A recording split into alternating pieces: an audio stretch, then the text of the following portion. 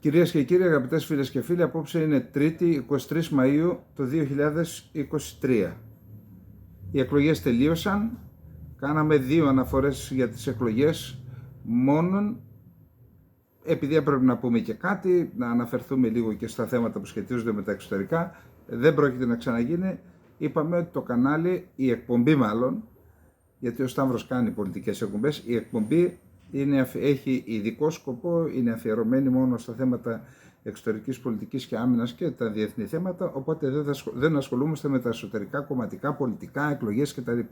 Κάναμε την αναφορά γιατί πιστεύω ότι έπρεπε να γίνει. Τελειώσαμε, άρα να σταματήσουν οι αντεγκλήσεις, το αυτό, το εκείνο, το άλλο, δεν υπάρχει τέτοιο θέμα. Δεν μας ενδιαφέρει κανένα ακόμα, καμία κυβέρνηση, όποια κυβέρνηση και να είναι, εμείς θα ασκούμε την κριτική μας στα θέματα που πραγματευόμαστε εδώ και φυσικά τα θετικά και τα λάθος. Να προχωρήσουμε τώρα στα θέματα της εκπομπής. Πάμε στην Ουκρανία.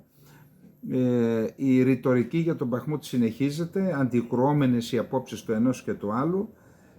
Οι Ουκρανοί συνεχίζουν να ισχυρίζονται ότι κατέχουν ένα μικρό μέρος της πόλης, όπως επίσης ότι είναι και σε εξέλιξη η επιχείρηση Βόρεια και Νότια. Χθες είπαμε και για τις δηλώσεις της Υφυπουργού Άμυνας της Ουκρανίας. Οι πληροφορίες πάντως σήμερα από το μέτωπο, είδα και ένα βίντεο, φυσικά όλα αυτά δεν μπορεί να ξέρει κανείς άμα είναι αληθινά, έτσι, αλλά είδα ένα βίντεο από τον Μπαχμούτ που σήμερα επικρατούσε ηρεμία, δηλαδή δεν υπάρχουν μάχες. Άρα, εάν παραμένουν οι Ουκρανοί σε κάποιο μέρος, κατά πάσα πιθανότητα η Βάγνερ δεν επιτίθεται, γι' αυτό δεν είχε ούτε βομβαρδισμούς από το ρωσικό πυροβολικό, ούτε άλλες μάχες όπως είπαμε. Πάντως, το Sky News πήγε στην περιοχή, είδα ένα βίντεο, οι δημοσιογράφοι του Sky News αποφάσισαν να μάθουν τελικώς ποιος ελέγχει τον Μπαχμούτ ή το Αρτεμόφσκ, όπως το λένε οι Ρώσοι. Οι Ρώσοι ή οι Ουκρανοί. Επισκέφθηκαν λοιπόν τα περίχωρά του. Επιβεβαίωσαν ότι η Ουκρανική πλευρά και ο Ζελένσκι λέει ψέματα και δεν υπάρχει Ουκρανικό στρατό στην πόλη. Είχαν και ένα βιντεάκι εκεί πέρα, κάτι φωτογραφίες. Και αυτό δεν το βασίζουμε. Αναφέρω όμως και την ταυτότητα της πηγής για να είμαστε. Σήμερα επισκέφθηκε το μέτωπο ο Ζελένσκι. Δεν πήγε στον Μπαχμούτ. Πήγε κάτω στο Ουγλεντάρ και στο μέτωπο της Ζαπορίζια, εκεί που όπως όλοι περιμένουν και εμείς εκτιμούμε, εκεί θα είναι και η κύρια προσπάθεια της αντεπίθεσης. Επισκέφθηκε λοιπόν το Ουγλεντάρ και την Μαρίνκα, εκεί γίνεται σκληρός πόλεμος και στο Ουγλεντάρ, και δήλωσε ότι η Ουκρανία θα δημιουργήσει ειδικό σώμα πεζοναυτών. Σημειωτέων ότι η Ουκρανία είχε ταξιαρχία πεζοναυτών, οι οποίοι αμυνόταν, οι άνδρες της οποίας αμύνονταν στη Μαριούπολη πέρυσι. Αλλά λέει ότι θα κάνει σώμα, ειδικό σώμα, πιθανότατα θα έχει πολεμική αεροπορία, πολεμικό ναυτικό, στρατό ξηράς και σώμα πεζοναυτών. Ως ανεξάρτητο κλάδο, πιθανόν, αυτό το συμπέρασμα έβγαλα. Ο Μπουντάνοφ είναι ο επικεφαλής της υπηρεσίας πληροφοριών, στρατιωτικής υπηρεσίας πληροφοριών. Διάβασα διάφορα για αυτόν, ότι είναι στρατολογημένος από ξένες υπηρεσίες, είχε καταφύγει και στο εξωτερικό, τώρα δεν χρειάζεται να πούμε χώρες. Αυτός έκανε κάποιες δηλώσεις για την αντεπίθεση. Η Ουκρανία διαθέτει το μίνιμουμ των απαιτούμενων όπλων για να εξαπολύσει την αντεπίθεση κατά της Ρωσίας, η οποία αναμένεται σύντομα, υποστηρίζει ο Κυρίλ Μπουντάνοφ, επικεφαλής των μυστικών υπηρεσιών της Ουκρανίας. Έχουμε ήδη τα απαραίτητα ελάχιστα όπλα για την αντεπίθεση. Μπορώ να πω ότι η αντεπίθεση θα ξεκινήσει στο εγγύς μέλλον, υποστήριξε μιλώντας στο ιαπωνικό τηλεοπτικό δίκτυο NTV ο Μπουντάνοφ, τονίζοντας ότι ο Ουκρανικός στρατός εξακολουθεί να χρειάζεται μια σταθερή προμήθεια όπλων και πυρομαχικών για να συνεχίσει με επιτυχία τις επιχειρήσεις. Όταν λέμε σταθερή, μιλάμε αενάως, συνεχώς. Χρειάζονται περισσότερα όπλα, χρειάζονται μαχητικά αεροσκάφη. Ελπίζω ότι η διεθνής κοινότητα είναι έτοιμη να βοηθήσει την Ουκρανία, υπογράμμισε ο Μπουντάνοφ. Το Κίεβο έχει εδώ και μήνες σχεδιάσει την αναμενόμενη αντεπίθεση. για την ανακατάληψη εδαφών που έχουν καταλάβει από το Φεβρουάριο του 2022 οι ρωσικές δυνάμεις. Αν και η αντεπίθεση αυτή αναμενόταν να αρχίσει μέχρι τα μέσα του Μαΐου, φαίνεται ότι αναβάλλεται για αργότερα, καθώς οι κυρίαρχες εκτιμήσεις των Δυτικών είναι ότι αυτή δεν πρόκειται να φέρει επιθυμητά αποτελέσματα για το Κίεβο. Πολλά δημοσιεύματα αναφέρουν ότι σε περίπτωση που αποτύχει η Ουκρανική αντεπίθεση, τότε θα αυξηθεί η πίεση στον πρόεδρο της Ουκρανίας, τον Ζελένσκι, να καθίσει στο τραπέζι των διαπραγματεύσεων, αποδεχόμενος εμπολής την κατάσταση που έχει δημιουργηθεί στο έδαφος, δηλαδή τους όρους της Ρωσίας, ότι η Ουκρανία θα χάσει έδαφος. Γράφονται πολλά για το θέμα της αντεπίθεσης. Οι κακές γλώσσες λένε ότι οι Ουκρανοί τρενάρουν την αντεπίθεση για δύο λόγους. Ο ένας είναι γιατί δέχονται πλήγματα από τη ρωσική πολεμική αεροπορία και τη αεροδιαστημική, όπως τη λένε, τους πυράβλους δηλαδή, που αποδιαρθρώνουν αυτόν τον μηχανισμό της αντεπίθεσης, τους στερούν δηλαδή και πυρομαχικά και οπλικά συστήματα. Αλλά υπάρχει και ένα άλλο ζήτημα, οι κακές γλώσσες το λένε αυτό, ότι θέλουν και άλλα όπλα, γιατί από αυτά τα όπλα, λέει, κερδίζουν. Ξέρετε, το είχαμε πει εδώ, είχαν δημιουργηθεί ακόμα και εταιρείες εξαγωγής όπλων. Αυτά που παίρνουν τα εξάγουν ίσως σε χώρες της Αφρικής. Είχαμε και μια δήλωση του Όρμπαν, δεν έχει σημασία ποιος είναι όσον αφορά τη βαθμολογία που παίρνει για τα δημοκρατικά του, για τις δημοκρατικές πρακτικές που ακολουθεί στη χώρα του. Είπε ότι αυτή η ιστορία στην Ουκρανία πρέπει να τελειώσει, κοροϊδεύουμε τους εαυτούς μας, η Ουκρανία δεν μπορεί να νικήσει τη Ρωσία εάν δεν μπουν μπότες νατοικές μέσα στο ουκρανικό έδαφος. Εάν αποφασίσει το ΝΑΤΟ να στείλει στρατό, τότε θα δούμε, τότε υπάρχει μια ελπίδα, αλλιώς δεν. Αυτό κρατήστε το.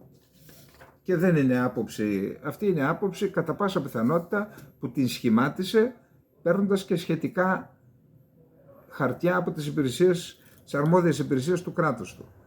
Τώρα, επίσης, οι Financial Times έγραψαν κάτι, ότι οι Δυτικοί δεν παροτρύνουν την Ουκρανία, να το πούμε ευγενικά, να κάνει την αντεπίθεση, γιατί γνωρίζουν ότι ο Ουκρανικός στρατός, ότι οι Ουκρανικές ένοπλες δυνάμεις θα υποστούν σοβαρές απώλειες, καθότι ακόμα και να διασπάσουν την πρώτη γραμμή άμυνας των Ρώσων, στη συνέχεια θα έρθουν αντιμέτωποι με τη δεύτερη, μετά με την τρίτη. Τώρα, για να το γράφουν, να σας πω την αλήθεια, επειδή διαβάζω πολλές πληροφορίες από τη Δύση, οι οποίες είναι και αντιφατικές, ίσως να είναι και αυτός ο στόχος, να μας αφαιρέσουν τη δυνατότητα να σκεφτόμαστε λογικά, δηλαδή να βάζουμε τα δεδομένα κάτω και να καταλήγουμε σε ένα συμπέρασμα. Πάντως, εάν είναι αυτός ο στόχος να τον πετυχαίνουν, κάποια στιγμή δημιουργείται μια τέτοια σύγχυση, ένας τέτοιος προσανατολισμός που δεν μπορείς να καταλάβεις τι ακριβώς επιδιώκεται. Εν πάση περιπτώσει, τώρα, αφού αναφέρεται Financial Times είναι αυτή, πάμε στο θέμα των F-16, που είναι σημαντικό θέμα. Γίνονται προετοιμασίες ενημέρωσης για τη μεταφορά στην Ουκρανία δυτικών μαχητικών αεροσκαφών τρίτης και τέταρτης γενιάς με πλήρη όπλα, χωρίς αποκλεισμούς οπλικών συστημάτων. Τα πιο σύγχρονα δηλαδή.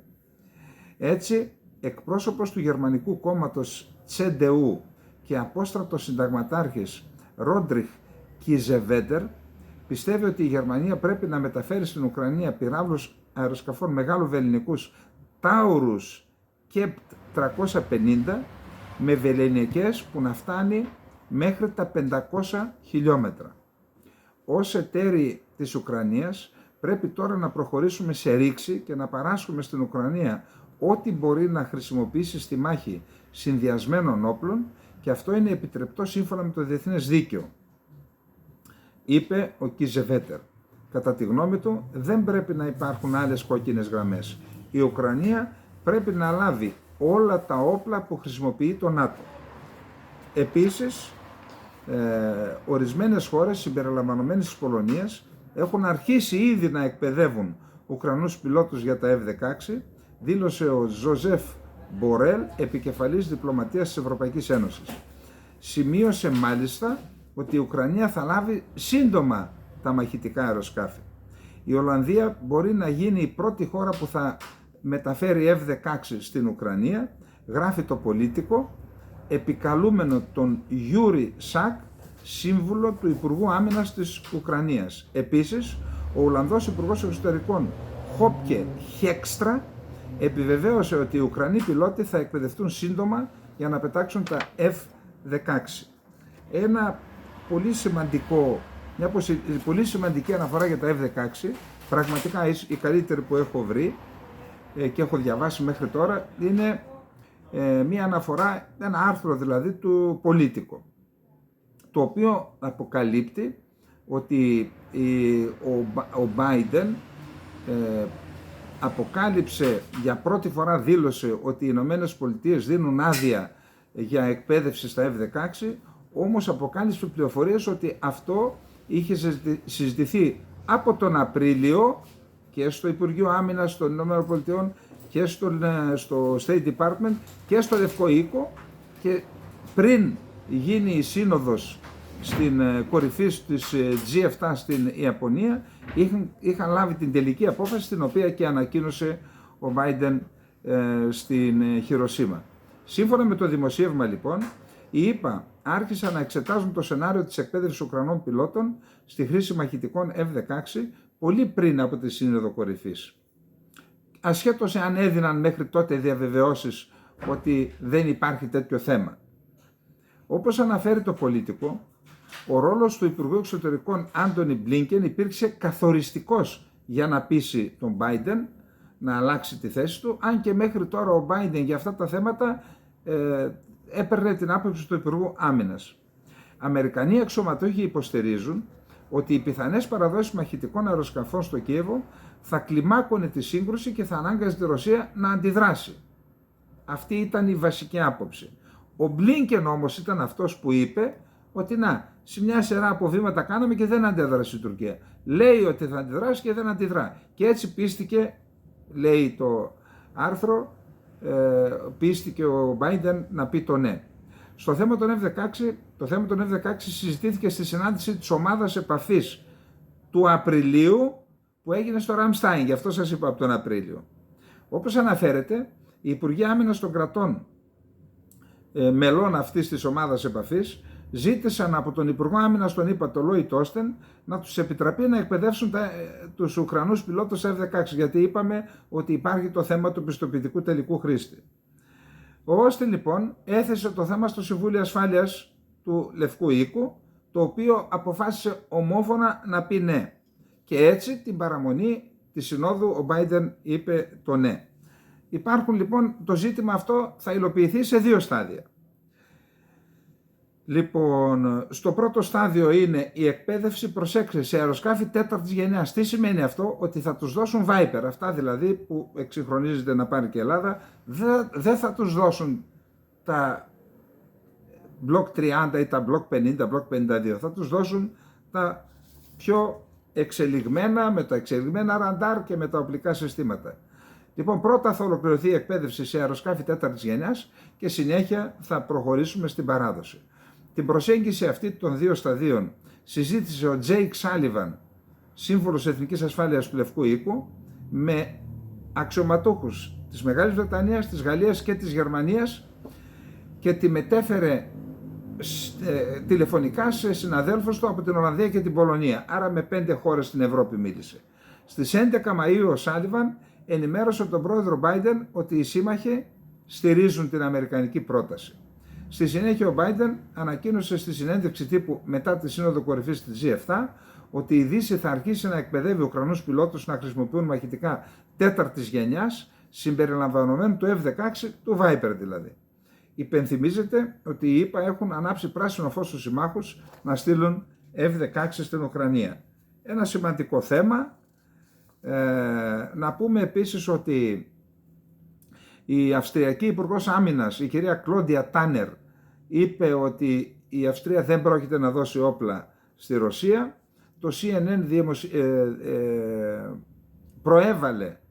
η τηλεόραση του CNN προέβαλε ένα βίντεο που δείχνει Βρετανούς εκπαιδευτές να εκπαιδεύουν Ουκρανούς στην κατασκευή βομβών, μυστικών βομβών λέει, Τώρα δεν μπορώ να καταλάβω. Αν το κάνουν αυτό οι Βρετανοί, γιατί να επιτρέψουν στο CNN να τραβήξει το πλάνα και να τα δείξει? Τι θέλουν να μας... Δεν μπορώ να καταλάβω τη σκοπιμότητα. Το γιατί τους εκπαιδεύουν είναι άλλο θέμα. Γιατί το δείχνουν δεν κατάλαβα. Επίσης ο Αυστριακός υπέξ Αλεξάντερ Σάλενμπεργκ σε συνάντηση με τον Σόλτς είπε ότι δεν πρόκειται να στείλουν τα όπλα όπως είπαμε και ότι θέλουν μια ώρα αρχίτερα να τελειώνει ο πόλεμος. Τώρα ο Σόλτς λέει τη μια μέρα έτσι, τη μια μέρα αλλιώς. Εν πάση περιπτώσει πιέζεται ο άνθρωπος. Να πάμε στο δεύτερο θέμα που είναι ένα εξαιρετικά σημαντικό θέμα. Το έχουμε θίξει στο παρελθόν εδώ και δεν το κατεβάσαμε το κεφάλι μας, είχαμε κάποιες πληροφορίες, έτσι. Το θέμα είναι η πρόθεση της Ουκρανίας να μεταφέρει τον πόλεμο στο ρωσικό έδαφος. Και θα έλεγα ότι τεχνοκρατικά επιτελικά ήταν σωστό.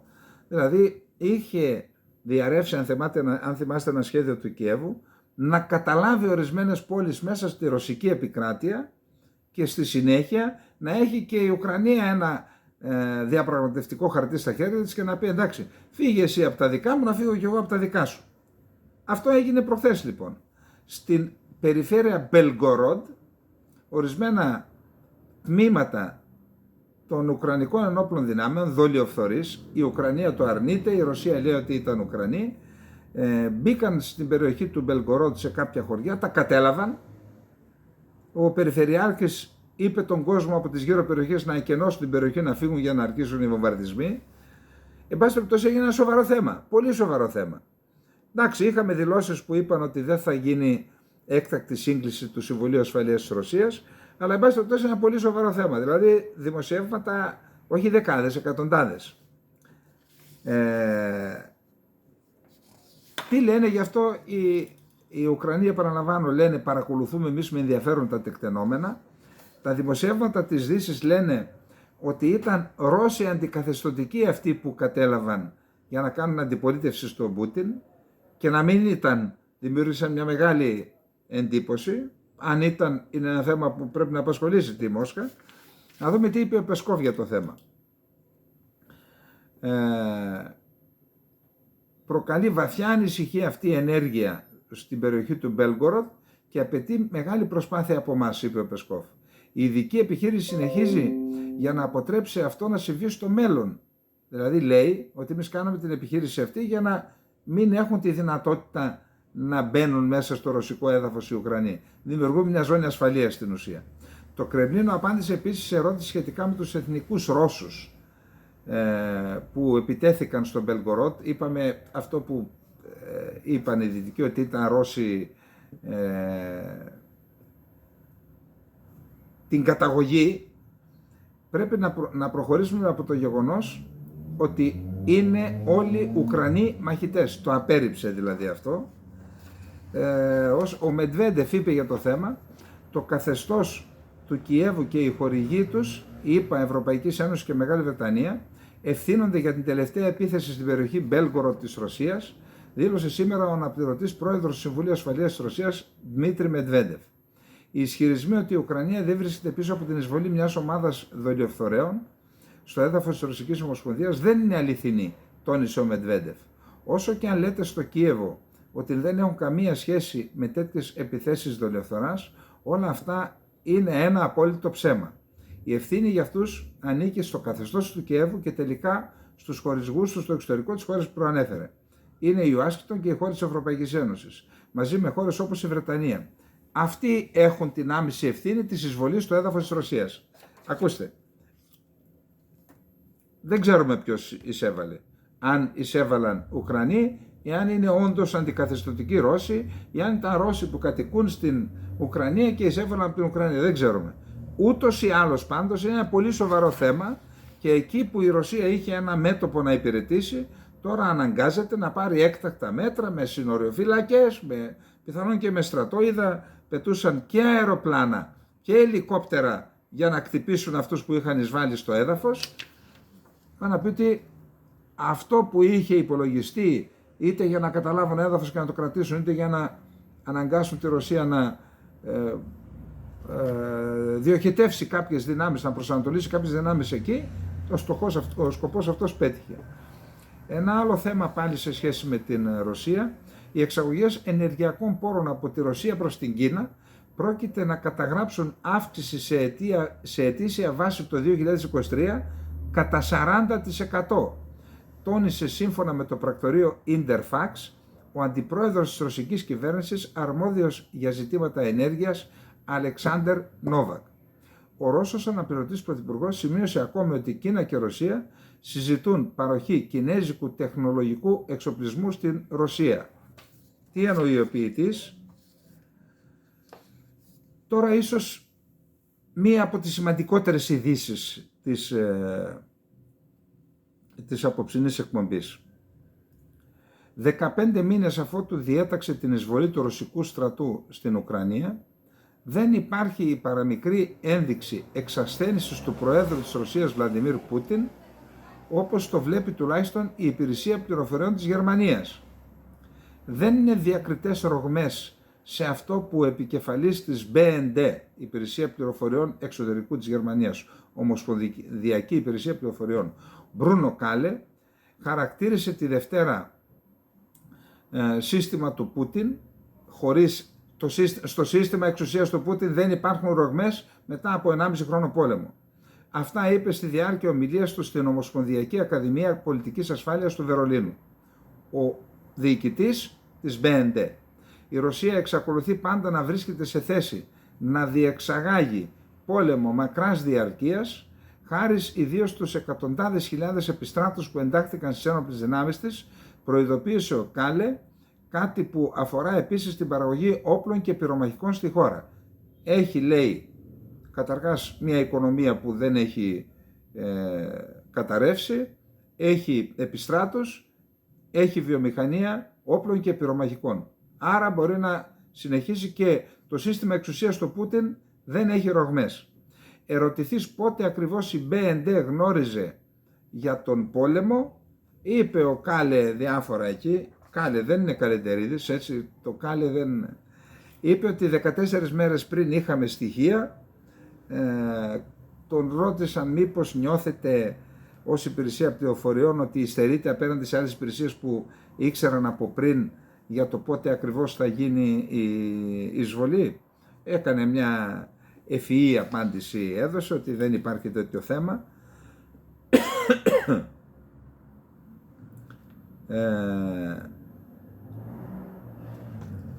Και επίσης έκανε και μία τελική αναφορά και είπε φοβάμαι την εξέλιξη του πολέμου, ειδικά λαμβανομένο υπόψη ότι ο Πούτιν δήλωσε ότι δεν έχει ξεκινήσει τίποτα ακόμα, αφήνοντας να εννοηθεί ότι θα χρησιμοποιηθούν άλλα όπλα, πιθανόν και πυρηνικά. Εν πάση περιπτώσει, θεωρώ ότι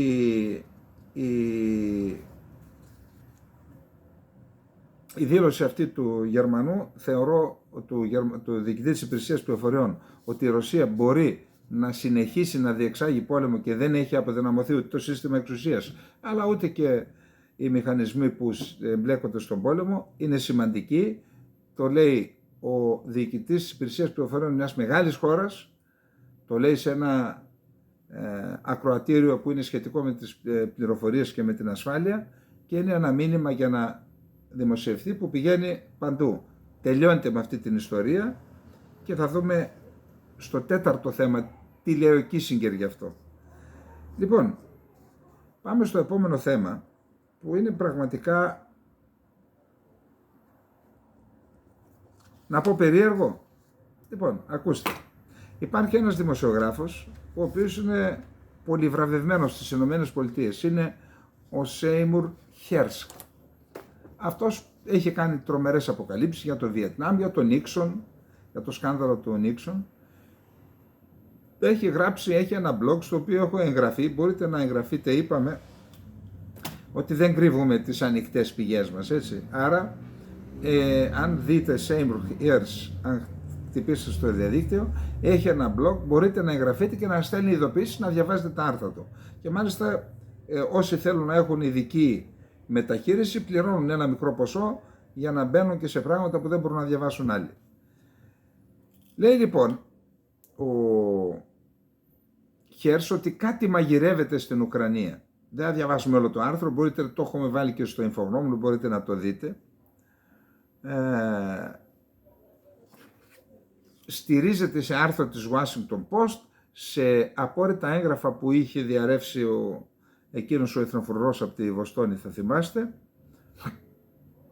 και λέει ότι υπάρχει καχυποψία στις ΗΠΑ ότι ο Ζελένσκι μπορεί να κάνει βήματα να μεταφέρει τον πόλεμο στο ρωσικό έδαφος και έτσι να εμπλέξει το ΝΑΤΟ για να μπορέσει να πολεμήσει το ΝΑΤΟ αντί να πολεμάει αυτό στη Ρωσία.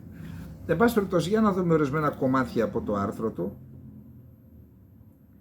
Ενώ υπάρχουν αυτές τις πληροφορίες, κατά την άποψη του Λευκού Οίκου, ο Ζελένσκι δεν μπορεί να πράξει κακό.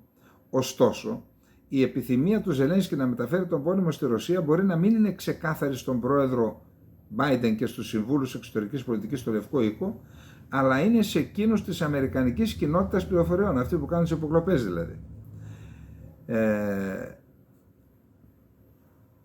Σημειώνεται ότι οι υπεύθυνοι για τον σημερινό πόλεμο, λέξεις του Χέρς, στη Μόσχα, το Κίεβο και την Ουάσιγκτον, δεν έχουν δείξει το παραμικρό ενδιαφέρον για συνομιλίες για κατάπαυση του πυρός που θα μπορούσαν να χρησιμεύσουν ως προήμιο για κάτι μόνιμο, μόνιμη ειρήνευση δηλαδή. Η μοναδική συζήτηση που γίνεται τώρα έχει να κάνει με τις πιθανότητες μιας επίθεσης αργά την Άνοιξη, έφυγε αυτή, ή το καλοκαίρι από οποιοδήποτε μέρος. Σύμφωνα με τον Σέιμουρ Χέρς λοιπόν, κάτι άλλο μαγειρεύεται. Για παράδειγμα, κάποιοι στην Αμερική κοινότητα πληροφοριών γνωρίζουν και έχουν αναφέρει πως κινητοποιούνται κυβερνητικοί αξιωματούχοι σε διάφορα επίπεδα στην Πολωνία, την Ουγγαρία, τη Λιθουανία, την Εστονία, την Τσεχοσλοβακία και τη Λετονία στην κατεύθυνση του παγώματος του πολέμου. Το είπαμε και χθες αυτό.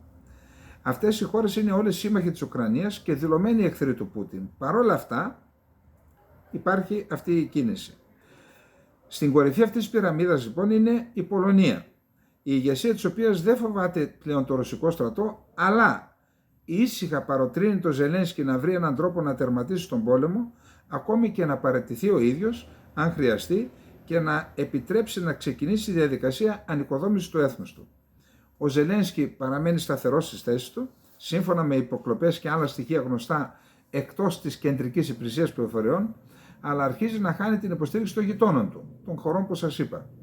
Μία από τις κινητήρες δυνάμεις για τις ευρωπαϊκές συνομιλίες με τον Ζελένσκι ήταν τα περισσότερα από τα 5 εκατομμύρια. Και αυτό είναι ένα ζήτημα Ουκρανών που έχουν πάει στις χώρες. Και αυτό είναι ένα ζήτημα που οι Ευρωπαίοι θέλουν να λήξει. Τώρα, υπάρχουν και κάποια πράγματα που, εντάξει τώρα τι να σας πω, τι λέει. Λέει ότι υπάρχουν κύκλοι που του λένε έχεις λογαριασμό σε υπεράκτια εταιρεία, τώρα δεν ξέρω αν το δημιούργησαν αυτοί που τον προτείνουν το Ζελένσκι, έχεις και μια βίλα στην Ιταλία, παράτατα, φύγε να αναλάβει κάποιος άλλος, να βάλει υπογραφή να τελειώνει ο πόλεμος. Παρόλα αυτά, ενώ υπάρχουν τέτοιοι κύκλοι, ισχυροί κύκλοι, λέει ότι υπάρχουν οι κυβερνητικοί παράγοντες στη ΣΥΠΑ και στη Βρετανία που του λένε συνέχισε τον πόλεμο. Επειδή φάνηκε λίγο χαοτικό αυτό που είπε για το Χέρς, ο Χέρς λέει ότι κάτι μαγειρεύουν με το Ζελένσκι. Του δίνουν λεφτά, του πληρώνουν δηλαδή, του δίνουν λεφτά να φύγει, να κάνει μια καλή ζωή από τότε και στο εξής, είναι σε αδιέξοδο, το ρόλο του τον εξάντλησε. Δεν το υιοθετώ, αλλά τώρα είμαστε υποχρεωμένοι να το πούμε, το είπε ένας πολύ μεγάλος Αμερικανός δημοσιογράφος, έβαλε την υπογραφή του. Λοιπόν, πάμε στο θέμα αυτό, τις διαμεσολαβήσεις που είναι σε εξέλιξη.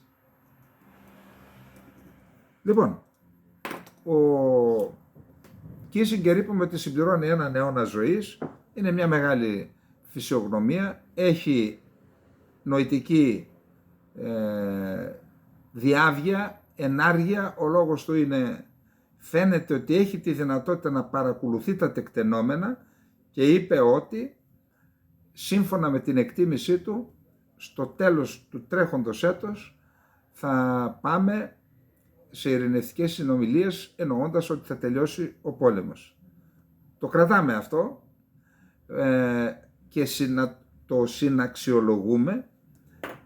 Η Γαλλίδα Ιπέξ είπε ότι η Γαλλία είναι έτοιμη να υπογράψει συμφωνία με βάση την οποία θα παρέχει εγγυήσεις ασφάλειας στην Ουκρανία.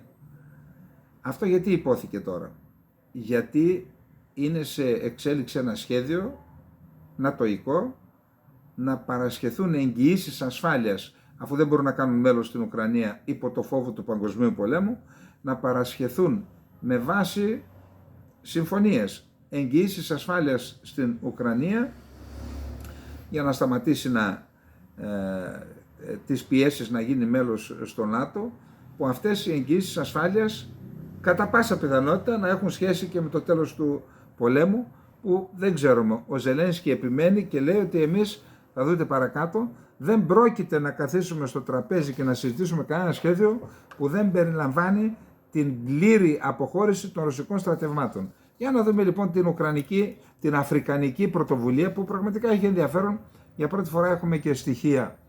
6 Αφρικανοί ηγέτες, συμπεριλαμβανομένου του Προέδρου της Αιγύπτου, του Αμπντέλ Φατάχ Αλ Σίσι, πρότειναν στην Ουκρανία να αποδεχθεί την έναρξη ειρηνευτικών συνομιλιών με τη Ρωσία, καθώς νοτιοαφρικανοί αξιωματούχοι ετοιμάζονται να επισκεφτούν τις δύο χώρες αρχές Ιουνίου, όπως είπαμε.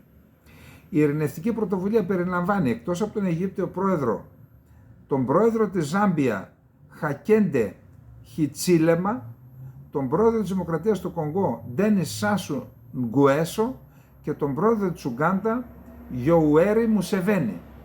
Ο Μουσεβένι ήταν, και όταν ήμουν στο Ναϊρόμπι με την υπόθεση Οσανάν, και ένα από τα σχέδια που επεξεργαζόμασταν, αυτά έχουν γραφτεί στην έκθεση Κοστούλα, δεν αποκαλύπτω επιχειρησιακά μυστικά, ήταν να τον πάμε στην Τανζανία, νομίζω. Όχι, ο Μουσεβένι, ναι, ήταν απλά όταν είχε έρθει ο πρόεδρος της Ουγκάντα, ο Μουσεβένι, στην Ελλάδα, αποκάλυψε κάποια στοιχεία για την επιχείρηση στον Κοστούλα. Εντάξει. Λοιπόν, ο πρόεδρος της Νότιας Αφρικής, Κιρίλ Ραμαφόζα, ανακοίνωσε την πρωτοβουλία στις 16 Μαΐου. Επικεφαλής της πρωτοβουλίας είναι ο πρόεδρος της Σενεγάλης, Μάκι Σαλ, ο οποίος προείδρευσε στην Αφρικανική Ένωση. Άρα έχει από πίσω και ολόκληρη την Αφρική. Η Λιούμποφ Αμπραμίτοβα, πρεσβευτής της Ουκρανίας στη Νότια Αφρική, είπε ότι η χώρα της θα δεχθεί όλους τους αντιπροσώπους και θα μιλήσει μαζί τους, αλλά ξεκαθάρισε ότι ο Ζελένσκι λέει ναι, θα μιλήσουμε μόνο πάνω σε ένα σχέδιο που θα περιλαμβάνει την απόσυρση των Ρώσων από τα έδαφος. Σε αντίθεση με την Ουκρανή διπλωμάτη, εκπρόσωπος της ρωσικής πρεσβείας δεν απάντησε όταν του ζητήθηκε να σχολιάσει το θέμα. Μία δήλωση της 16ης Μαΐου ανέφερε ότι το Ίδρυμα Μπραζαβίλ, με έδρα το Λονδίνο, συγκέντρωσε την ειρηνευτική αποστολή με στόχο εν μέρει την επίτευξη συμφωνιών για την απελευθέρωση αποστολών σιτηρών και ζωτικών λιπασμάτων για να σταλούν στην Αφρική. Άρα έτσι ερμηνεύεται ή και δικαιολογείται η εμπλοκή των αφρικανικών χωρών. Σου λέει τελειώσει τον πόλεμο, γιατί από τα σιτηρά αυτά εξαρτώνται και η ζωή εκατομμυρίων κατοίκων στην Αφρική. Οι πιο ευάλωτες ομάδες στην Αφρική έχουν υποφέρει πολύ από τις κρίσεις των τιμών των τροφίμων και της ενέργειας που προκλήθηκαν από τον πόλεμο. Σχολιάζοντας το αφρικανικό σχέδιο, εκπρόσωπος του State Department είπε ότι το Υπουργείο καλωσορίζει κάθε επιτυχημένη προσπάθεια να πείσει τον Ρώσο πρόεδρο Βλαντιμίρ Πούτιν να τερματίσει τον επιθετικό του πόλεμο στο έδαφος της Ουκρανίας. Το καλωσορίζει, αλλά επιτελεί να σταματήσει ο Πούτιν τον πόλεμο, όχι να γίνει ειρηνευτική. Λοιπόν, αυτά και για τις διαμεσολαβήσεις. Πάμε τώρα στο πολύ μεγάλο θέμα που είναι σε εξέλιξη στις ΗΠΑ σε σχέση με το όριο του χρέους. Λοιπόν, Moody's, μεγάλος οίκος αξιολόγησης. Τι θα σημάνει για την παγκόσμια οικονομία η αθέτηση των χρεών από πλευρά της ΗΠΑ, στάση πληρωμών της ΗΠΑ. Οι συνέπειες της πρώτης χρεοκοπίας των ΗΠΑ για το ομοσπονδιακό κράτος θα αντυχήσουν γρήγορα σε όλο τον κόσμο. Οι παραγγελίες για τα κινέζικα εργοστάσια που πολλούν ηλεκτρονικά είδη στις ΗΠΑ θα εξαντληθούν. Οι Ελβετοί επενδυτές που κατέχουν ομόλογα του Αμερικανικού Δημοσίου θα υποστούν απώλειες. Κανένας τομέας της παγκόσμιας οικονομίας δεν θα γλιτώσει εάν η Αμερικανική κυβέρνηση χρεοκοπήσει και αν δεν επιληθεί γρήγορα η κρίση, δήλωσε ο Μαρκ Ζάντι, επικεφαλής οικονομολόγος της Moody's Analytics. Τώρα, έγινε συνάντηση, θυμάστε είπαμε ότι ο Biden την Κυριακή τελείωσε η σύνοδος κορυφής των της G7, είχε προγραμματίσει να επισκεφθεί την Αυστραλία και τη Γουινέα Παπούα Γουινέα.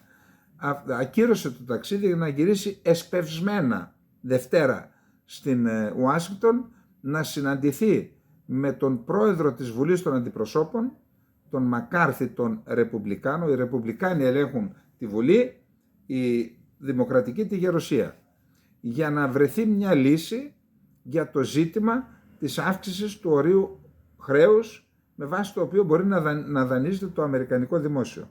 Η συνάντηση αυτή έγινε χθες.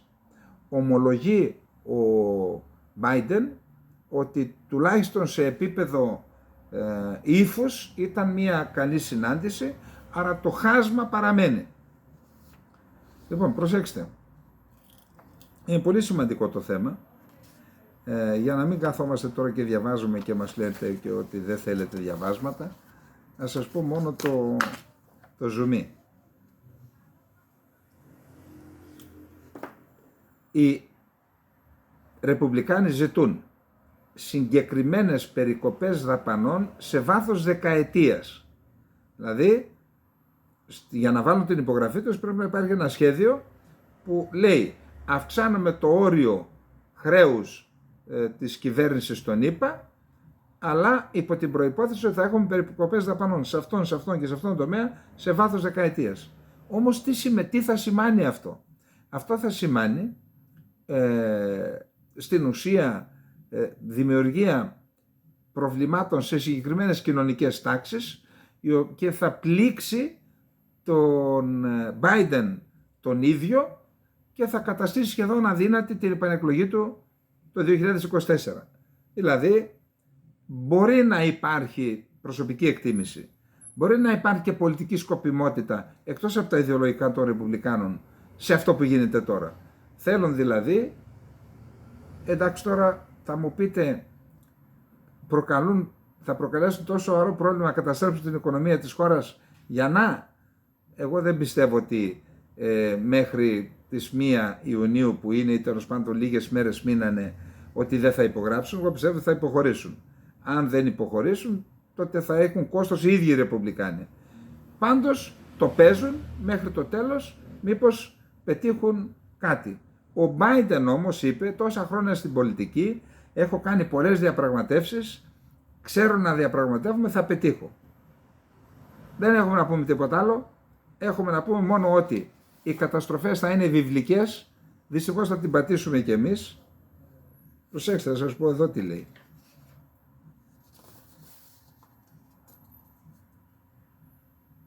Λοιπόν, το περίφημο όριο δανεισμού ή ταβάνι χρέους που βρίσκεται πάνω από τα 31 τρισεκατομμύρια δολάρια, παγκόσμιο ρεκόρ, ξεπεράστηκε πριν από μήνες.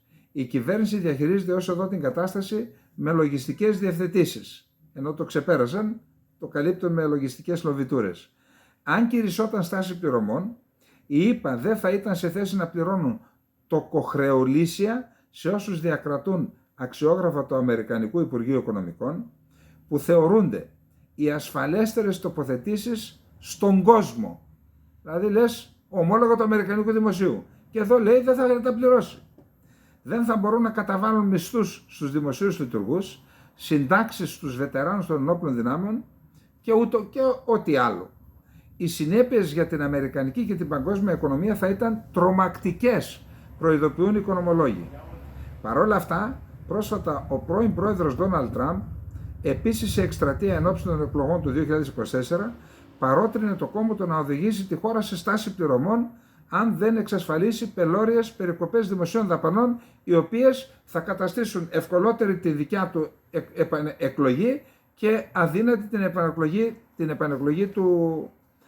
Υπάρχει και μια τρύπα εκεί, με την καλή έννοια, ότι οι δημοκρατικοί μπορούν μονομερώς να αυξήσουν, δίνεται ένα τέτοιο παραθυράκι λέει από το Σύνταγμα, αλλά Εάν το κάνουν αυτό, μπορεί να παραπεμφθεί στο ανώτατο δικαστήριο ο Biden, όπου εκεί είναι συντηρητικοί, είναι ρεπουμπλικάνοι και μπορούν να τον χώσουν και μέσα. Αυτά είναι τα θέματα, άρα παιχνίδια πολιτικά, εξαιτίας των οποίων πλήττεται και η χώρα, δεν γίνονται μόνο εδώ, γίνονται και εκεί, έτσι. Άρα συμβαίνει και στα καλύτερα τα σπίτια. Λοιπόν, ένα από τα θέματα που πιστεύω ότι θα πρέπει να ασχοληθούμε σαν χώρα, και εγώ τουλάχιστον εξ όσων γνωρίζω δεν έχουμε ασχοληθεί ως τώρα, είναι η τεχνητή νοημοσύνη. Εγώ δεν ξέρω αν έχουμε τμήμα σε πανεπιστήμια, γιατί αν έχουμε, μια χαρά είμαστε. Αν δεν έχουμε, για άλλη μια φορά μείναμε πίσω. Είμαστε ουραγοί. Το θέμα της τεχνητής νοημοσύνης είναι ίσως το σημαντικότερο ζήτημα που θα αντιμετωπίσουμε τα επόμενα χρόνια. Μου είπε ένας φίλος ότι ζήτησε από αυτή την εφαρμογή και το έγραψε την ομιλία του. Δηλαδή μιλάμε για πράγματα τα οποία έχουν ξεφύγει από τη λογική. Προσέξτε.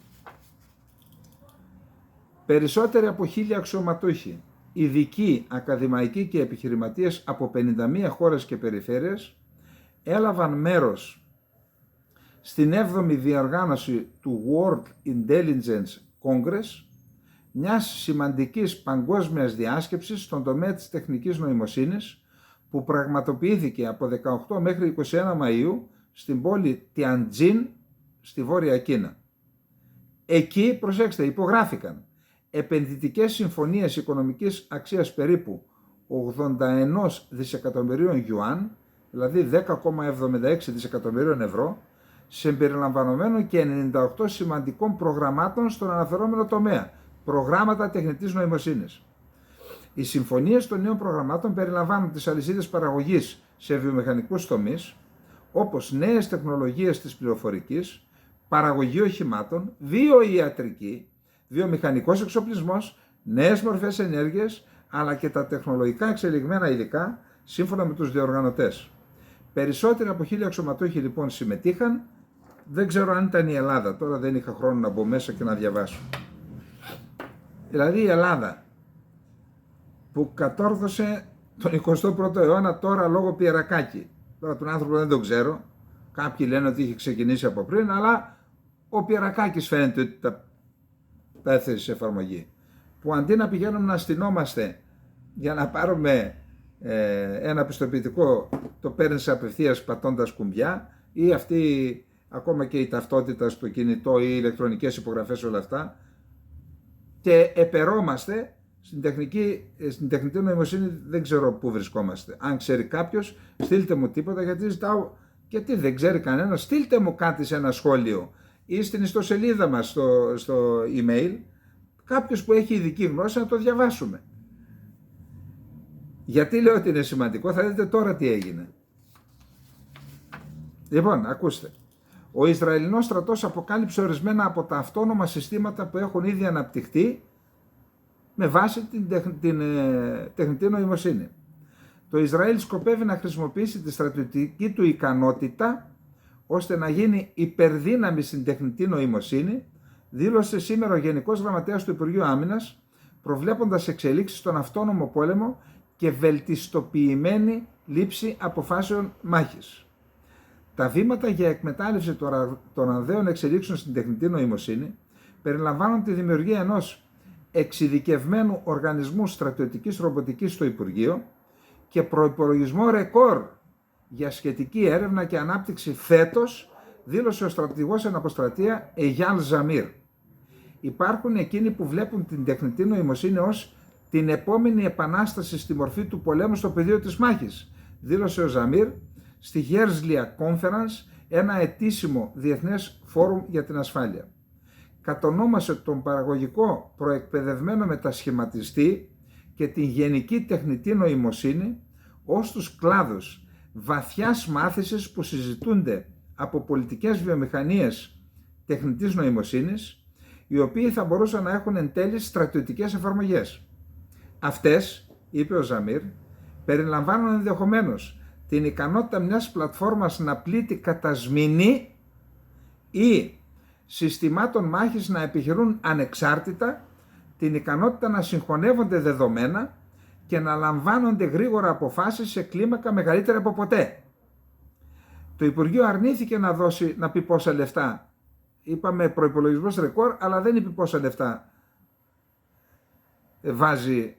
διαθέτει για αυτόν τον τομέα. Ο Ισραηλινός στρατός αποκάλυψε ορισμένα από τα αυτόνομα συστήματα που έχουν ήδη αναπτυχθεί. Το 2021 ανέφερε ότι ρομποτικά τζιπ επιτήρησης θα βοηθούσαν τις περιπολίες στα σύνορα με τη λωρίδα της Γάζας. Αυτόν τον μήνα η κρατική Israel Aerospace Industries αποκάλυψε ένα αυτόνομο υποβρύχιο συλλογής πληροφοριών, το οποίο είπε έχει ήδη συμπληρώσει χιλιάδες ώρες σε επιχειρήσεις. Υπόγειο, υποβρύχιο, μαζεύει πληροφορίες, τις ξαναπάει πίσω. Χιλιάδες ώρες. Ο Αιγιάλ απέδωσε τα επιτεύγματα του Ισραήλ στον πόλεμο στον κυβερνοχώρο, που θεωρείται ευρέως πως έχει χρησιμοποιηθεί εναντίον ιρανικών πυρηνικών εγκαταστάσεων, σε ορθή και έγκαιρη διάκριση των αμυντικών, οικονομικών, εθνικών και διεθνών διαστάσεων. Παρομοίως είπε, η αποστολή μας είναι να μετατρέψουμε το κράτος του Ισραήλ σε μια υπερδύναμη στην τεχνητή νοημοσύνη και να είμαστε στην καρδιά ενός πολύ περιορισμένου αριθμού παγκόσμιων δυνάμεων που βρίσκονται σε αυτό το κλαμπ. Η Ελλάδα που βρίσκεται, αν ξέρει κανένας να μας πει και είναι κοινοποιήσιμο, γράψτε μας. Γράψτε μας. Λοιπόν, πάμε.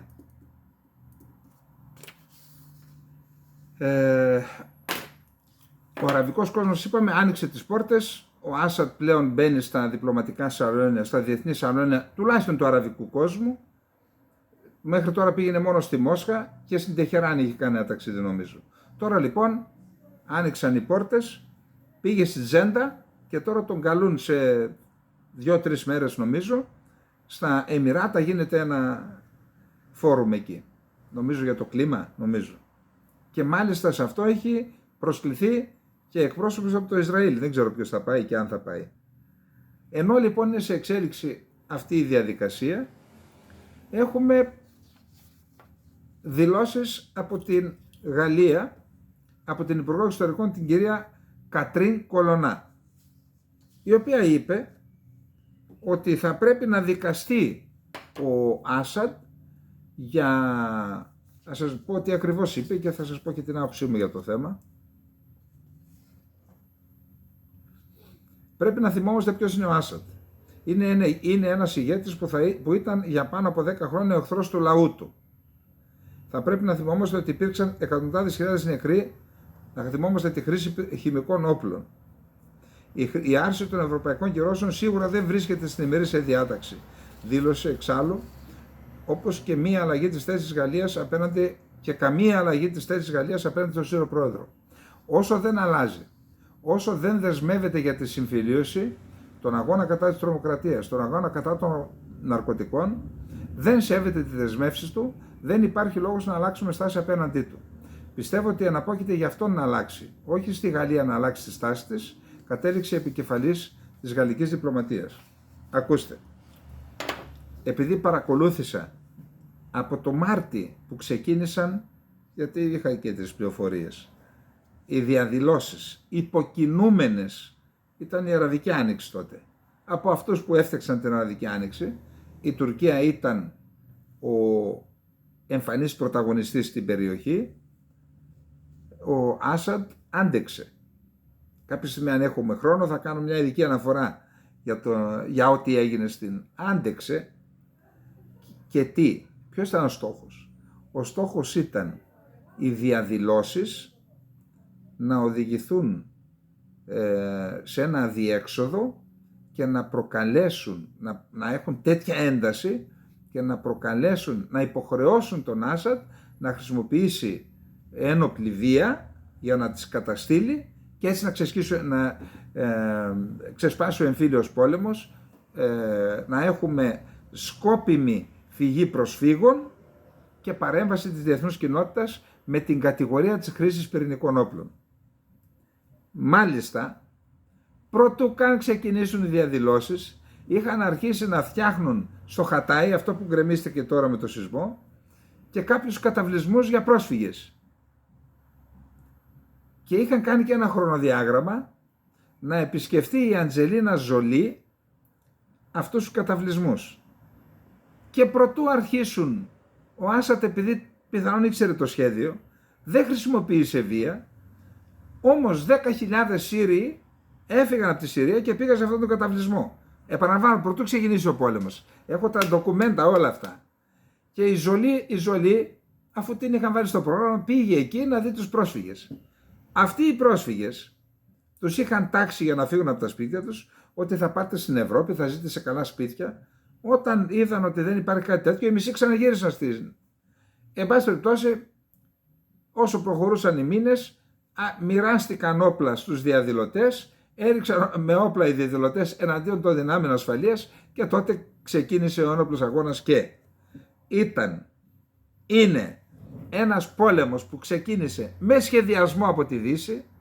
Προσέξτε, δεν λέω ότι ο Άσαντ είναι αγγελούδι, είναι ένας αυταρχικός ηγέτης, ο οποίος όμως δεν έκανε γενοκτονία, όπως έκανε και συνεχίζει να κάνει η Τουρκία, ο οποίος δεν καταπίεσε τους χριστιανούς, ήταν το εκατομμύρια ήταν οι χριστιανοί και είναι ακόμα, δεν καταπίεσε. Ο πόλεμος που έφεραν οι Δυτικοί με την Τουρκία εξόντωσε τους χριστιανούς, μεταξύ αυτών και δύο Μητροπολίτες, ένας Ελληνοορθόδοξος και ένας Ασσύριος. Τον κατηγορεί για χρήση χημικών και εκεί προβοκάτσια ήταν, έχει αποδειχθεί, ψάξτε να το δείτε τώρα η κυρία Κολονά. Και για ναρκωτικά, παίρνω πίσω τη λέξη, για σοκολάτες. Ποιος είναι ο μεγαλύτερος έμπερος σοκολάτας στον κόσμο, στην περιοχή, η Συρία ή η Τουρκία? Για όλα όσα κατηγορεί τον για συνεργασία με την τρομοκρατία, ο μεγαλύτερος υποστηρικτής της Ισλαμικής τρομοκρατίας είναι ο Ερντογάν, η Τουρκία. Γιατί λοιπόν αυτά που λέει η Κολονά δεν τα λέει για τον Ερντογάν, να τον δικάσουν σε διεθνές δικαστήριο και τα λέει για τον Άσαντ? Είναι πολιτικά παιχνίδια και είμαστε υποχρεωμένοι αυτά, την προσωπική μου άποψη που σας είπα, να τα αποκαλύπτουμε και αυτό κάναμε τώρα. Λοιπόν, πάμε στο επόμενο θέμα, γρήγορα. Στο Μόναχο υπήρχε τώρα, δεν ξέρω αν ψάξετε, μπορεί να βρείτε το τέτοιο της, το λογότυπό της, γιατί το έψαξα, η FinFisher, μια εταιρεία υψηλής τεχνολογίας και παραγωγής λογισμικού, μεταξύ άλλων και λογισμικού για υποκλοπές. Τώρα μην ξύνουμε πληγές και λοιπόν, κατηγορίες εναντίον πρώην στελεχών της εταιρείας τεχνολογίας παρακολουθήσεων FinFisher απήγγειλε Γερμανός εισαγγελέας με αντικείμενο την παράνομη προμήθεια λογισμικού κατασκοπίας προς τις τουρκικές υπηρεσίες πληροφοριών, στη ΜΙΤ δηλαδή. 4 διευθυντές κατηγορούνται γιατί το πούλησαν παράνομα. Δηλαδή αυτό το λογισμικό χρειάζεται άδεια του Υπουργείου Εξωτερικών, όπως και στην Ελλάδα. Αυτοί έκαναν μια τρίπλα, το έδωσαν στη Βουλγαρία και η Βουλγαρία το πούλησε είχαν φαίνεται κάποια θυγατρική. Η Βουλγαρία το πούλησε στη ΜΙΤ έναντι 5,04 εκατομμυρίων ευρώ. Πολλά λεφτά, έτσι. Και ακριβώς επειδή δεν ακολουθήθηκε η νόμιμη διαδικασία, άρπαξε ο εισαγγελέας 4 διευθυντές τώρα και τους έχει αυτή η εταιρεία έχει πτωχεύσει. Την υπόθεση την ερευνά από το 19 ο εισαγγελέας, η εξαγωγή έγινε το 15. Λοιπόν, το spyware είχε χρησιμοποιηθεί στην Τουρκία για να μολύνει τηλέφωνα επικριτών της κυβέρνησης, κυρία Κολονά, που σου φταίει ο Άσαντ και δεν σου φταίει ο Ερντογάν, παρακολουθώντας κλήσεις, μηνύματα, φωτογραφίες και δεδομένα τοποθεσίας, σύμφωνα με έκθεση που δημοσιεύθηκε από την ομάδα ψηφιακών δικαιωμάτων Access Now. Λοιπόν, από ό,τι διάβασα στα τουρκικά, παρακολουθούσαν τον Κιλισδάρογλου, όλη την ομάδα του. Είχε κάνει μια κίνηση τότε για τη δικαιοσύνη ο Κιλισδάρογλου. Τον είχαν από κοντά τα πάντα, παρακολουθούσαν τα πάντα. Και μας φταίει ο Άσαντ, έτσι. Άρα συμβαίνει και... Πάμε το επόμενο πρώτο-τελευταίο θέμα. Λοιπόν, χθες 4 Κούρδοι, 5, κάπου στην Κωνσταντινούπολη, νομίζω στην ανατολική ακτή, χόρευαν σε ένα πάρκο κουρδικά, με ένα κουρδικό σκοπό. Και πήγε η αστυνομία, του συνέλαβε. Τώρα όταν λέω συνέλαβε, δεν λέει παιδιά ελάτε να σας πάμε για, όπως γίνεται εδώ, ελάτε να σας πάμε για εξακρίβωση στοιχείων. Τους έβαλαν κάτω, έπεσαν και ψηλές, τα χέρια πίσω, που και αυτό έχει τον συμβολισμό του, στο τμήμα. Τελικά αποφασίστηκε σήμερα να τους, αφού έγινε χαμός όλη την Τουρκία, όμως εδώ το κράτος έδωσε ένα μήνυμα στους Κούρδους. Προσέξτε, δεν θα λέτε ότι είστε Κούρδοι, ούτε θα το δείχνετε. Θα το κρατάτε μέσα σας κρυφά. Τι άλλο? Περιμένετε εδώ, που είναι βρε παιδιά. Εδώ. Πολλοί άνθρωποι, μεταξύ των οποίων στελέχη του HDP και το DBP, είναι κουρδικά κόμματα, συνελήφθησαν κατά τη διάρκεια επιδρομών σε σπίτια στις συνοικίες του Νουσάιμπεν και του Κζίλτεμπε του Μαρντίν. Είναι δύο επαρχίες, πρωτεύουσες επαρχιών στο νομό Μαρντίν. Θέλετε να μάθετε το γιατί? Στις εκλογές της 14ης Μαΐου, σε αυτές τις περιοχές, ο Κιλισδάρογλου έλαβε το 84,2% των ψήφων στην Νουσάιμπιν. Η Νουσάιμπιν είναι η Βυζαντινή Νίσιβης. Έχω πάει και εκεί. Και το 80,38% των ψήφων στο Κζίλτεπε. Το δε κόμμα της αριστεράς των Πρασίνων, δηλαδή το κουρδικό κόμμα, στις βουλευτικές έλαβε 78% στην Νίσιβη, στο Νουσάιμπιν, και 68% των ψήφων. Γιατί έπιασε όλο αυτόν τον κόσμο τώρα? Παραμονές εκλογών, έτσι, 3 μέρες πριν τις εκλογές. Γιατί τους έπιασαν οι Τούρκοι? Για να δώσουν το μήνυμα στο λαό. Αυτές οι εκλογές έτσι έγιναν στην Τουρκία, έτσι θα ξαναγίνουν. Τώρα, σήμερα ο Σινάν Ογάν, αυτός ο νεοναζί ο Τούρκος, δήλωσε ότι στηρίζει τον Ερντογάν, που πήρε 5,4%. Μου λένε φίλοι μου που είναι σε θέση να γνωρίζουν από δίπλα, το ποσοστό του ήταν 1,5% αυτού. Δεν ξεπερνούσε το 2%. Το 5, τόσο το έδωσε το κράτος για να είναι ρυθμιστής. Αυτός λοιπόν το 2014, όταν ήταν βουλευτής στο κόμμα των Γκριζών Λύκων, μετά τον διέγραψε ο Μπαξελή, είχε κατηγορήσει για μια υπόθεση του Τουρκμενιστάν τους βουλευτές του ΑΚΠ, του Ερντογάν, και τους είπε φασίστες. Είναι αυτό που λέμε, είπε ο Γάιδαρος στον πετεινό κεφάλα. Ο ίδιος νεοναζί είπε τους, όχι ότι δεν είναι, αλλά... Λοιπόν, και του επιτέθηκε όλη η κοινοβουλευτική ομάδα, κυκλοφόρησε βίντεο και φωτογραφίες. Έφαγε το ξύλο της αρκούδας, να το πω αλλιώς, ξύλο μεταμουσικής ή μετααμανέ. Και τώρα του λένε, πηγαίνεις σε αυτούς που σε ξυλοφόρτωσαν, φαίνεται το τραβάει το τομάρι σου. Απ' την άλλη πλευρά, ο Ümit Özdağ, ο Σινάν Ογάν, ήταν ο προταθής ως υποψήφιος πρόεδρος από μια ομάδα 3 κομμάτων. Ένα κόμμα ήταν στην ουσία το κόμμα της νίκης του Ümit Özdağ. Άλλος, αυτός είναι Τσερκέζος στην καταγωγή, Καυκάσιος, και είναι Τούρκος εθνικιστής, ρατσιστής όμως, νεοναζί. Αυτός λοιπόν πάει να τα βρει με τον Κιλισδάρογλου. Δηλαδή γίνεται τώρα ποιος θα πάρει τι. Και απλά του είχε βάλει το Κιλισδάρογλου κάποιους όρους, πιο πολύ για τους Κούρδους κτλ. Τέλος πάντων, ακούστε, προφανώς θα κερδίσει ο Ερντογάν. Τώρα δεν ξέρω, εκτός και να γίνει κάτι που...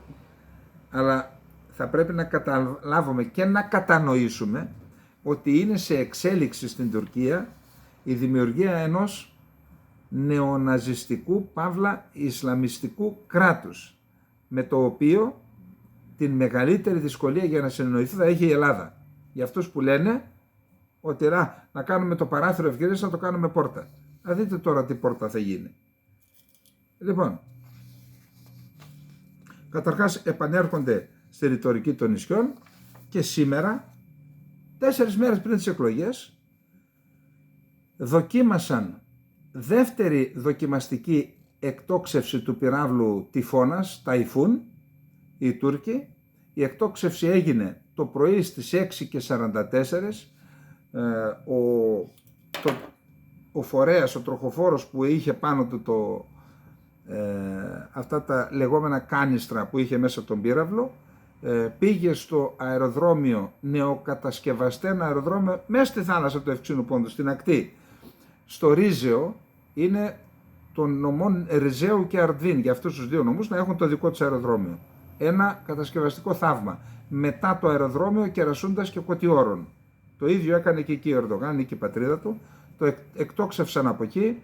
Δεν έδειξαν που προσγειώθηκε να δούμε όντως, αφού εκτοξεύτηκε από εκεί, μετά από 520 χιλιόμετρα πόσο, δεν έδειξαν, αλλά αυτό ήταν ένα μήνυμα και προς την Ελλάδα.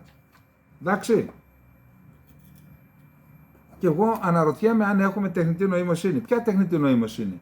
Παράγουμε ένα πυρομαχικό, παράγουμε ένα οπλικό σύστημα για να πάμε και στην τεχνητή νοημοσύνη?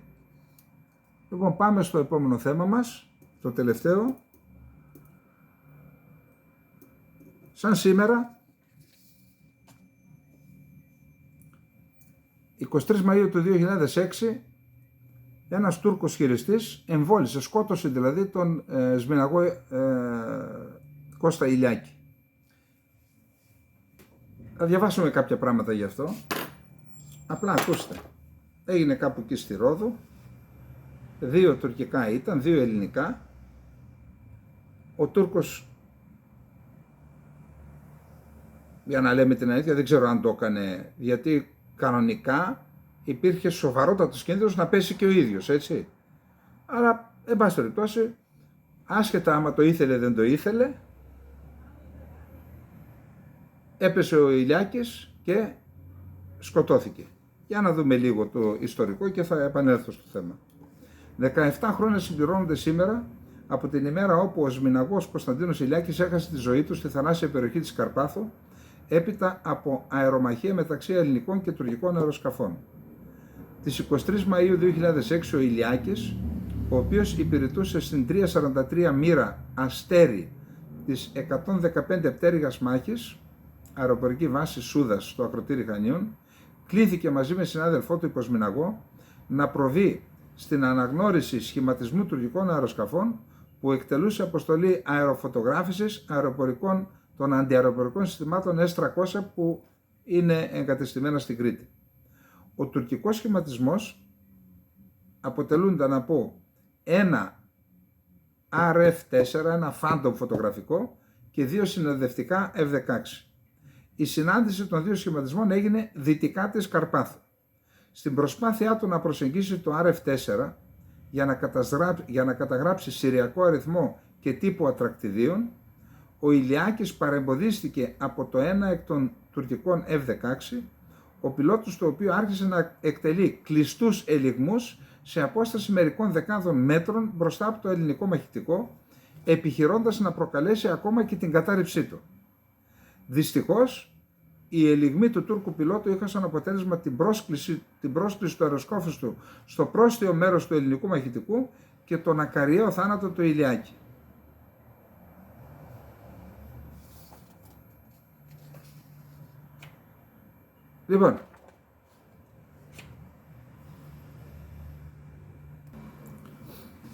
Λοιπόν, όταν κτύπησε ο Τούρκος, εκτιμάται ότι σκοτώθηκε ακαριέα ο Ηλιάκης, μετά από λίγο κατέπεσε και ο Τούρκος.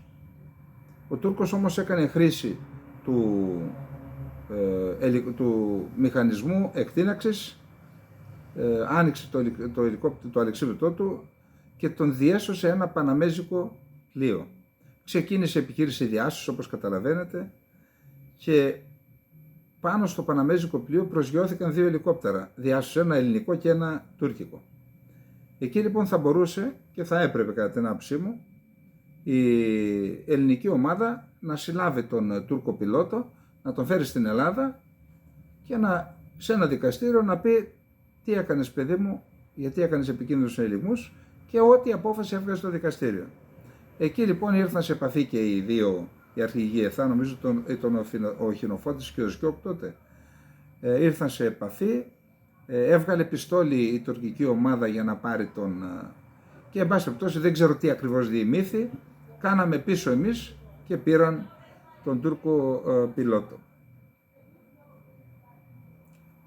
Από ό,τι διαβάζω και από ό,τι ξέρω, βρέθηκαν ορισμένα πράγματα. Το σώμα του Ηλιάκη δεν βρέθηκε ποτέ, βρέθηκε μόνο μέρος από τη φόρμα του.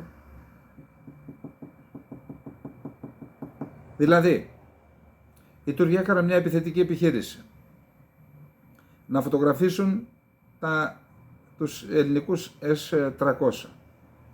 Ήρθαν εδώ, εμβόλησαν στην ουσία, επαναλαμβάνω, δεν ξέρω αν το ήθελε, γιατί άμα το ήθελε δεν θα πέφτει και ο ίδιος, έτσι. Δεν ξέρω αν το ήθελε, πάντως πρακτικά εξ αντικειμένου το εμβόλισε, ήθελε δεν ήθελε. Και αντί να συλληφθεί και να έρθει στην Ελλάδα, κάναμε τα καλά παιδιά και τον στείλαμε πίσω. Όταν θα μου πείτε εντάξει θα κάναμε πόλεμο, εγώ δεν λέω αυτό, έτσι. Λέω να δίναμε ένα μήνυμα ότι η Ελλάδα είναι αποφασισμένη τέτοιες ενέργειες να τις αντιμετωπίζει με τρόπο που να φράσουν το δρόμο να τις ξαναδούμε. Το μήνυμα που δώσαμε τότε είναι το εξής. Χάσαμε έναν χειριστή, τον ήρωα Ηλιάκη, και την ίδια στιγμή δεν συλλάβαμε, ενώ είχαμε τη δυνατότητα, τον Τούρκο χειριστή που προκάλεσε το δυστύχημα ή εκουσίως είτε ακουσίως, πήγε πίσω και συνεχίστηκαν τα ίδια. Λοιπόν, βγάλτε εσείς τα συμπεράσματα, εγώ επαναλαμβάνω, εγώ δεν λέω ότι θα πρέπει να προκαλέσουμε ένα πόλεμο ή μια κρίση χωρίς να, όταν αυτό δεν είναι αποτέλεσμα λεπτομερούς σχεδίασης και απόφασης των πολιτικών, αυτό είναι έτερον εκάτερον. Αλλά όταν γίνεται ένα τέτοιο γεγονός, πιστεύω ότι αυτό που θα έπρεπε να γίνει είναι να συλληφθεί ο Τούρκος πιλότος, να έρθει εδώ, να πει τι έγινε και να αποφασίσει η ανεξάρτητη ελληνική δικαιοσύνη για το αν θα αφαιθεί ελεύθερος ή όχι. Εδώ αυτοί μας συνέλαβαν τα παιδιά που μπήκαν στην Αδριανούπολη από λάθος. Λοιπόν, αυτά είχαμε να πούμε για απόψε. Να ανάψουμε όλοι ένα κερί στη μνήμη του ήρωα Κωνσταντίνου Ηλιάκη. Καληνύχτα.